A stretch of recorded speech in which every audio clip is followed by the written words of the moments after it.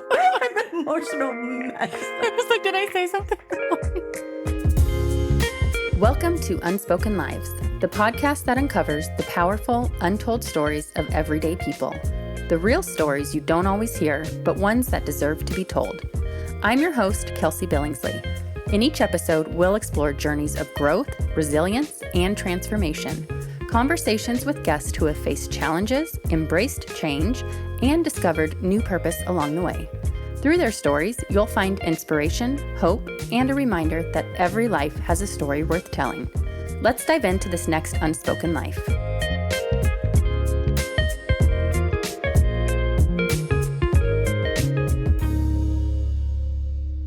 Today I'm sitting down with Gina Litvack, who actually lives right here in my neighborhood. What's funny is that even though we live close to each other, we had never actually met until recently. After I shared about my podcast, Gina reached out and said she had a story she felt was meant to be shared. As she began telling me a little bit about her journey, it quickly became clear that it was the kind of story that offers a lot of inspiration and perspective. Becoming a mom was something Gina had wanted for a long time. But as a single woman pursuing adoption, the road there was not easy. She spent years preparing and continuing to move forward, even while being told no again and again by adoption agencies. And then one day she received a call that changed everything.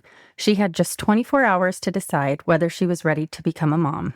Gina, I'm really grateful you're here and willing to share this. Before we get into this story, I'd love to learn a little bit about who you are today. Thank you so much for having me. I am so grateful. And I've always wanted to help other people that had a dream. Mm-hmm. My dream came true 9 years ago today, which is incredible. I know you shared with me that, I know we'll get into the story, but this is Adoption Day. Yeah. 9 years later, which we did not plan. I know. It happens. Yeah, which is quite amazing. Today, my son is 9 years old. He is thriving. We have such a happy, just loving home. You know, I work really hard. He goes to school and works really hard. And it's just a dream come true. I literally pinch myself every day that we are living in such an amazing neighborhood, such an amazing city, and we have such an amazing, truly blessed life. Yeah, that's beautiful. Thank you for sharing that. I know you had shared with me that becoming a mom was something you'd always hoped for, and you mentioned that was your dream. Can you share a little more about that? Yeah, I always remember, I think my brother got married when I was younger, and I remember I just always wanted to have the white picket fence, everything that everyone dreamed about, the wedding, the husband, the kids, just always imagine them playing in the park. And I started babysitting really young. I think like maybe 11 years old in Chicago. Okay. And I just love kids. I could always relate to them. And it was just something that I always saw in my dreams and in my life. Mm-hmm. It started really early, actually. Okay. And at what point did adoption start becoming an option for you? In my 20s, I always thought I was going to have a family. In my 30s, in my 40s.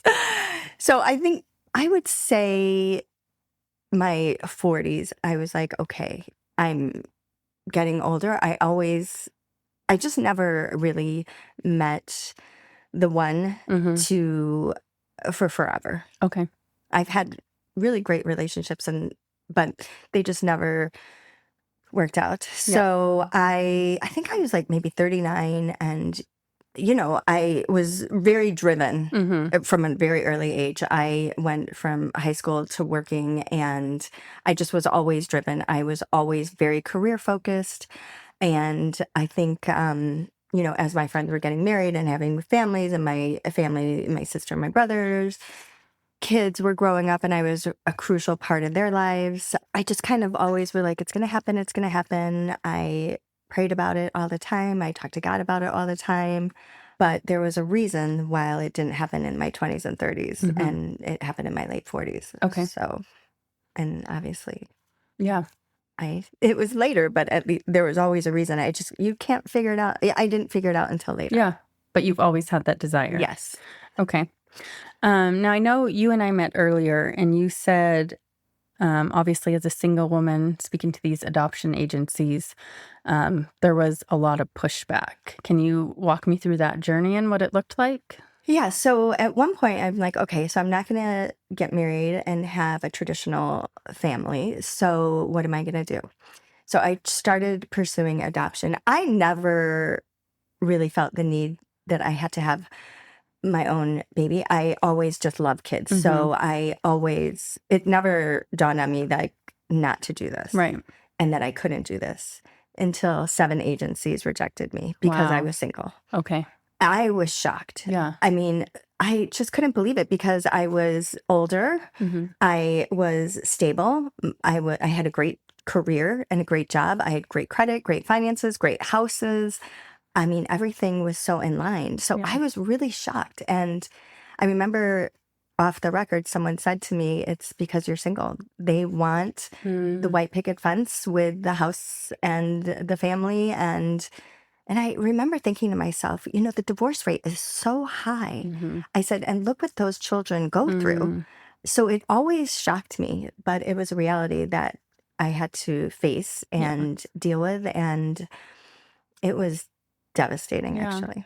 You said someone off the record told you it was Mhm. because you were single. What did those agencies give you any Mm-mm. indication? It was just declined Yeah, it with was no just reason. 6 of them. And then off the record, one of them said, and I'm like, can you just tell me anything? Because I have great credit. I have a great Yeah. house. Like my home study, it's going to be amazing. Right. And then off the record, they said, it's because you're single. And I think you even told me that you had been saving for this, like all Yes. these years of wanting a child. So I had a baby fund or a boat fund.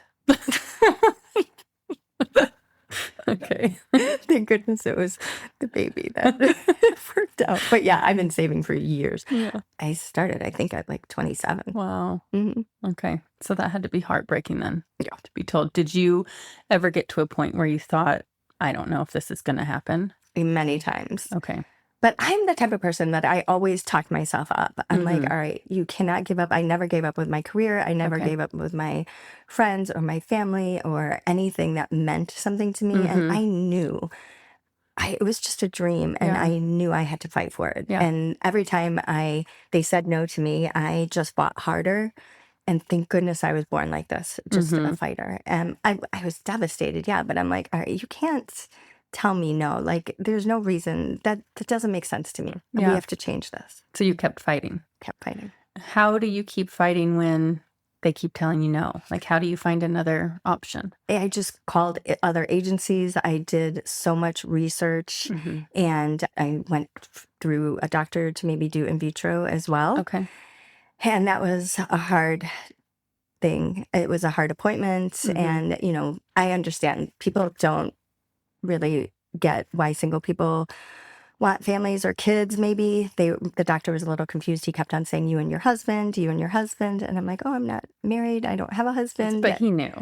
I don't know if he was just programmed on what he was Okay. saying, maybe because he knew I thought, but he kept on saying it like over and over and over. Yeah. And so I just remember going to my car and I'm like, okay, I don't break down that much, Right. but I kind of broke down and I was crying and I'm like, you know what?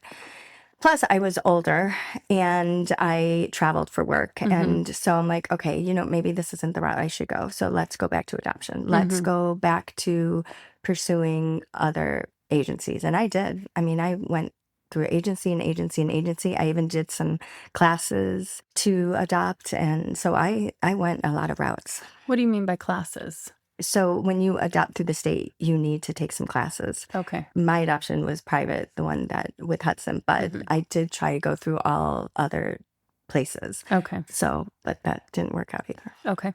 I think you said 7 agencies. How long was this time period? So I adopted Hudson at 49 and I started really pursuing, probably 39 or 40 years old. Okay. Yeah. Because I knew I was, again, very career focused, which if I could take things back, I probably would have started a lot earlier. But you were meant for. Exactly. Yeah. Exactly. Do you think, looking back now, that waiting season was preparing you for where you're at now? For sure. I think me being older, I'm a better mom. I'm more established. I know what's important. Back in my 20s and 30s, I didn't. Mm-hmm. So I'm very much more focused, and I know what's crucial Yeah. in life now Yeah. and what's really important. Yeah.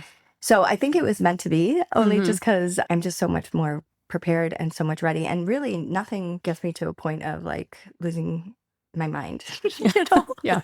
That's good. Yes, exactly. Good. Okay. So obviously you adopted. Yeah. How did you get there? So there was an agency called Lifelong Adoptions that work with non-traditional families. Okay. And I found them online and I called him, Mark, Mm-hmm. and he picked up. And we had a great conversation and it was amazing. He was like, yeah, we deal with single people, we deal with non-traditional, we deal with traditional. We think everyone and everyone that wants to be a parent or deserves to be a parent. And, so let's start the process. We talked for hours, actually. We went through the process. You have to go through a lot for adoption and home studies and fingerprints and background checks and just everything. Yeah. It was a 24-month contract. Wow. And I just put myself into work and they helped me with the marketing part, basically. Okay. So to present to expected mothers. Okay. And it's all about me and pictures and my life and what I do and my dog. And then I did a video explaining, kind of so they can get a idea of who I was. I remember people were like, are you going to edit it? Because I probably played with my hair. I'm my custom in it. And I played with my dog. And they're like, are you going to edit the video? And I'm like, edit? I'm like, I'm not going to edit. It's who I am. Like, it's me. I can't edit who I am. And it was funny because I got picked 3 times and every one of those expected mothers said it was because of my video, because they could see the love I had and how genuine I was. Yeah, and you were authentic. And I was me. Yeah. So that was pretty incredible. As I mentioned before, I got picked twice before I got my son. And I think because I was older, it was never about me up until I got that baby.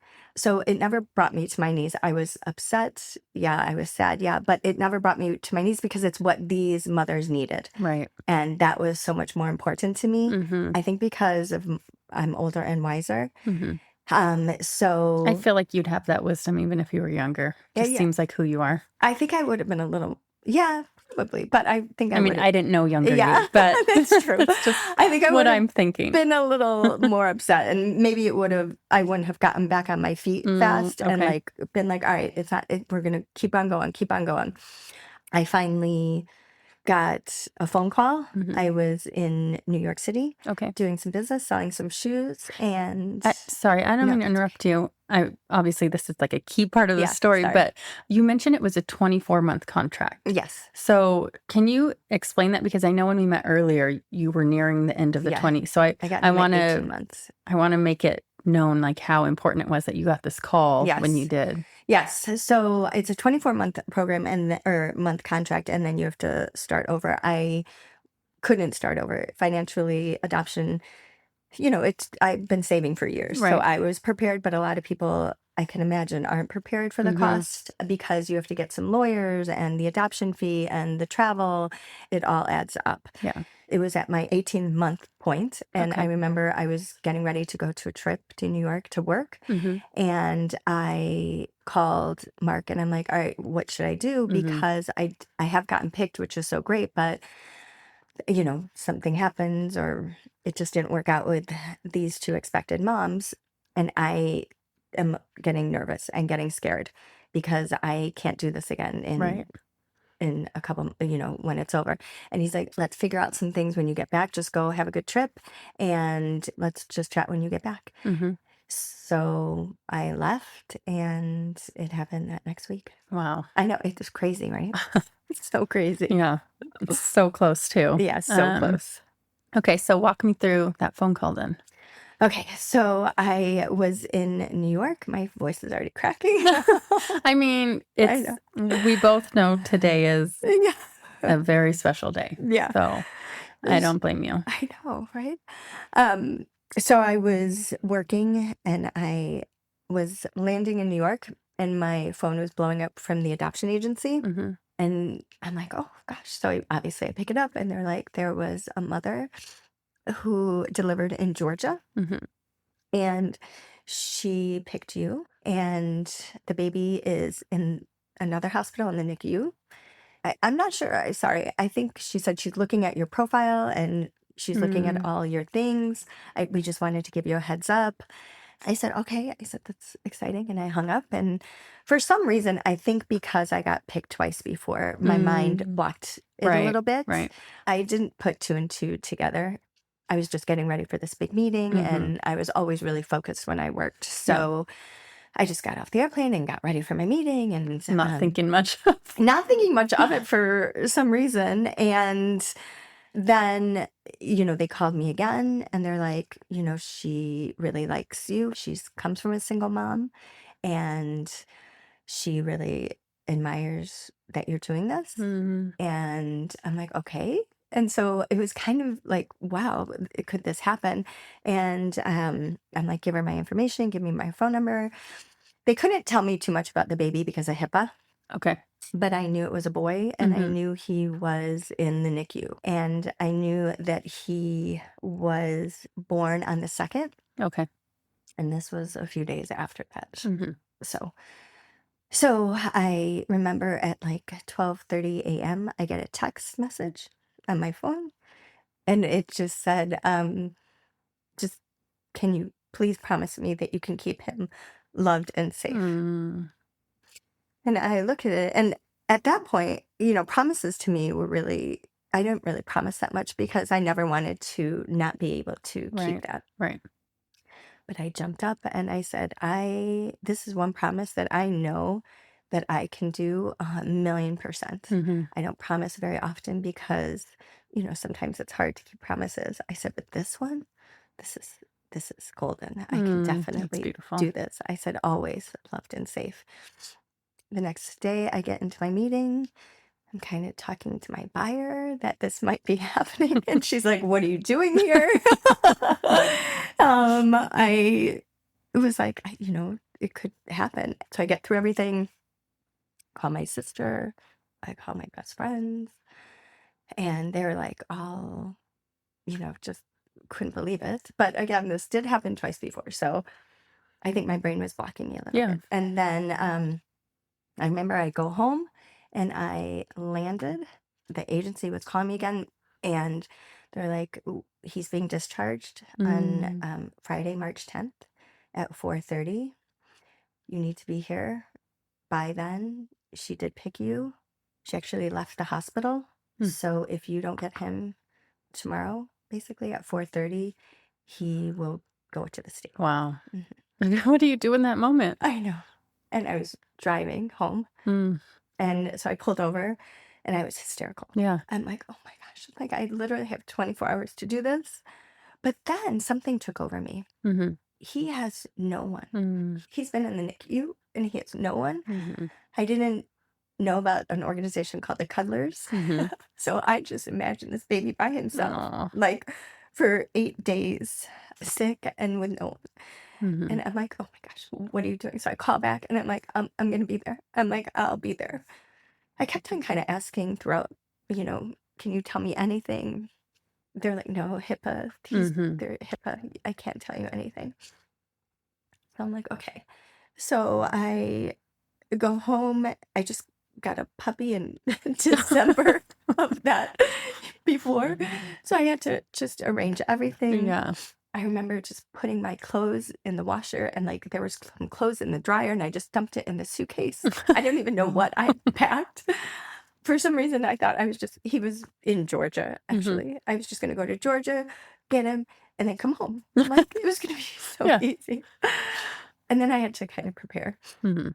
I called my sister, and I said, we're going to go to Georgia this weekend. So I'm booking flights, we need to go. And she's like, why are we going to Georgia? Or I think we hung up the phone or something. And she's like, okay. And then she called back. She's like, wait, why, what? And I'm like, we're picking up my son and your nephew. And we were just like, it just was so fast and intense. Yeah. Of course, the next day, which was the 10th, Mm-hmm. it's so crazy too, because I told you, like, whenever you travel, like, the flights are usually late, or you can't get the rent-a-car you out, or, you know, Especially so last minute. yeah, so last minute. And I had to get a lawyer in Georgia. And then, of course, the agency helped me. They guided me through. I had a fantastic lawyer in Texas they told me about, and a fantastic lawyer in Georgia. But They all told me about. while having to get there by a certain time. Yeah, by 4:30. Wow. It was just crazy because everything, like the flights were on time. My sister got there on time. I got there on time. We got a car seat in the rent-a-car, which was a beautiful rent-a-car. I remember on Thursday I had to arrange a place to stay. And near where the hospital was, there was a lot of, not hotels, but motels. And again, this was a newborn. So I'm like, I can't bring a newborn in that environment. So I remember like looking at Airbnbs, and there was this beautiful house that was about 40 minutes out, and it said no kids. And I emailed and I'm like, tell them the situation.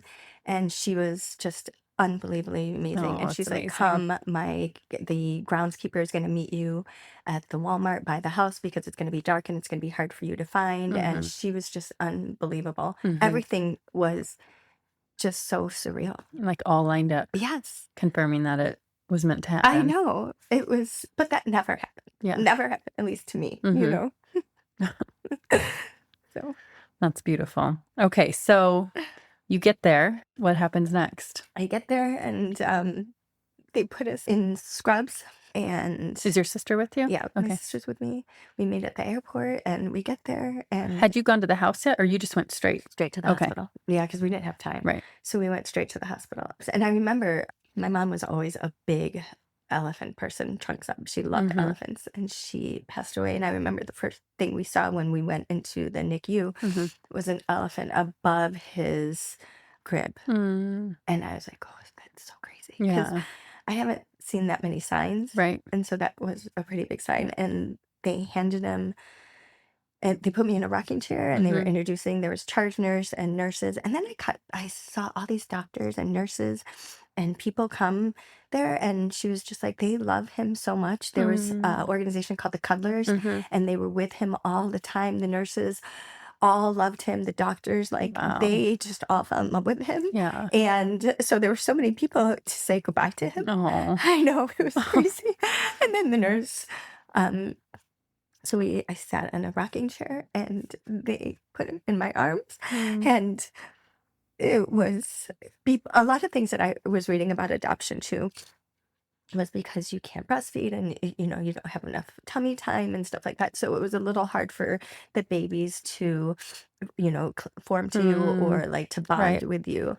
I am telling you, Kels, the minute that they put Hudson in my arms, you could see his shoulders just drop. Aww. It was like magical. It's made for you. I know, it was so magical. And I remember the nurse was like, did we just see that? It was crazy. I was hysterical. My sister was hysterical. The doctors and the nurses were hysterical. And I know you have a photo of that too, right? Yeah. I'll for anyone listening, I'll make sure to post that so they can see gosh, how beautiful it is. It's so funny because I always post it on the 10th because it was, and everybody knows now. Like, they're like, oh, this is the day.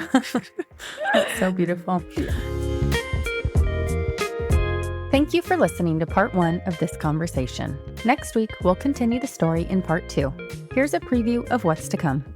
This is a love that I've never experienced in my whole life, and how it just reinforced everything that I've lived for.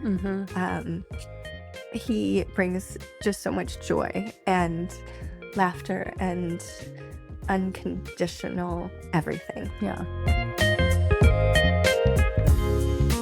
That's it for this episode of Unspoken Lives. If today's story moved you, inspired you, or made you reflect on your own journey, hit that subscribe button so you don't miss the next powerful conversation. I'm always on the lookout for new guests. If you know someone with a story that deserves to be shared, I'd love to hear from you. Check the show notes for contact details, and make sure to follow along on social media at Unspoken Lives Podcast. Until next time, keep listening, keep sharing, and remember, every life has a story worth telling.